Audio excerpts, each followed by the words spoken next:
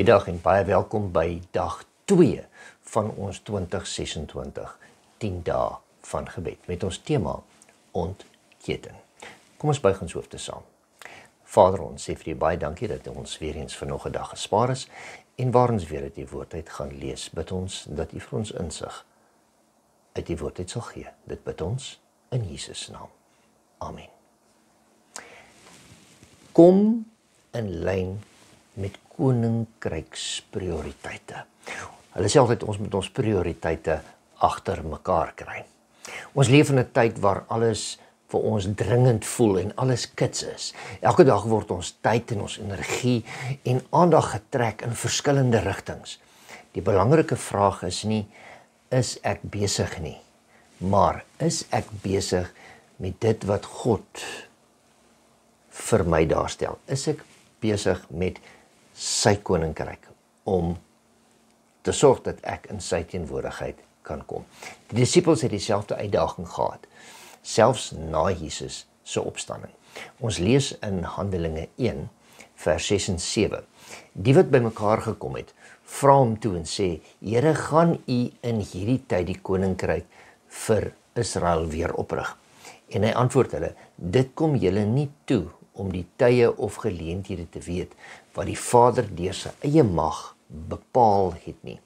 Die disippels vra: Here, gaan U in hierdie tyd die koninkryk vir Israel herstel? Hulle fokus was op wanneer, hoe, wat gaan gebeur? Jesus antwoord hulle en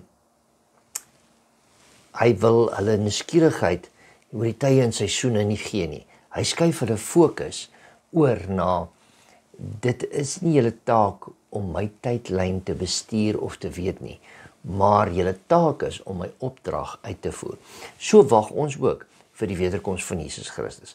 Maar ons is nie getaak om die tydlyn te bepaal nie, maar om onsself voor te berei en ander voor te berei vir sy wederkoms. Om Handelinge 1 en hierdie gedeelte beter te verstaan, kom ons gaan kyk na Matteus 6 vers 33 wat vir ons sê: maar soek eers die koninkryk van God en sy geregtigheid, en al hierdie dinge sal vir julle bygevoeg word. Soek eers die koninkryk van God en sy geregtigheid. Ons ken dit. Hier verbind Jesus alles. Nie eers jou vrae oor jou toekoms nie. Nie eers jou persoonlike sekerheid of van dag tot dag bestaan nie, maar eers God se koninkryk. Maak seker dat jy een met hom is om in sy koninkryk te kan ingaan. Matteus 6 vers 33 leer ons hoe om Handelinge 1 reg te verstaan. Ons hoef nie alles van die toekoms te weet nie, solank ons regte prioriteite vandag het om reg te wees wanneer hy kom, om saam met hom te kan gaan. Hier is 'n vraag vir een van my. Waarmee begin my dag? Begin dit met bekommernisse? Begin dit met al die ander dinge? Of begin dit met die dinge van die koninkryk, sodat ons saam met hom kan begin en reg wees vir die dag, vir wat ook al mag gebeur? In Prediker 3, vanaf vers 1 tot 11, kry ons 'n baie bekende gedeelte. Ons het 'n gawe van tyd en prioriteite, want in hierdie gedeelte begin dit, en dit sê vir ons, alles het sy bepaalde uur, en vir elke saak onder die hemel is daar 'n tyd. Alles het 'n vaste tyd. So ons hoef nie daaroor te bekommer nie, maar ons moet seker maak dat ons die prioriteite en God se koninkryk eerste stel. Hier leer ons 3 belangrike waarhede. Die eerste een is, tyd is 'n gawe van God. Tweede ene, elke seisoen het 'n doel. Elke ding wat gebeur in die lewe het 'n doel.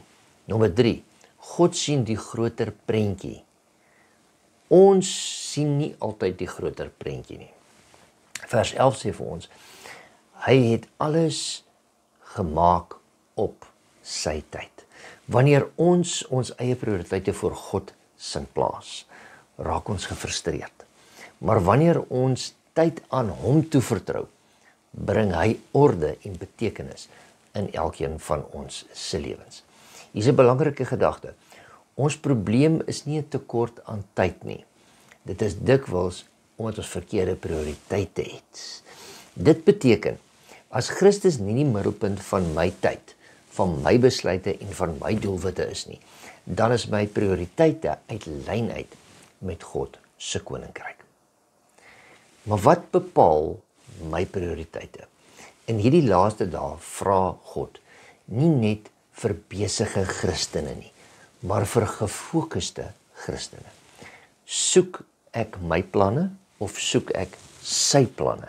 Stel ek God se koninkryk eerste of stel ek my planne eerste?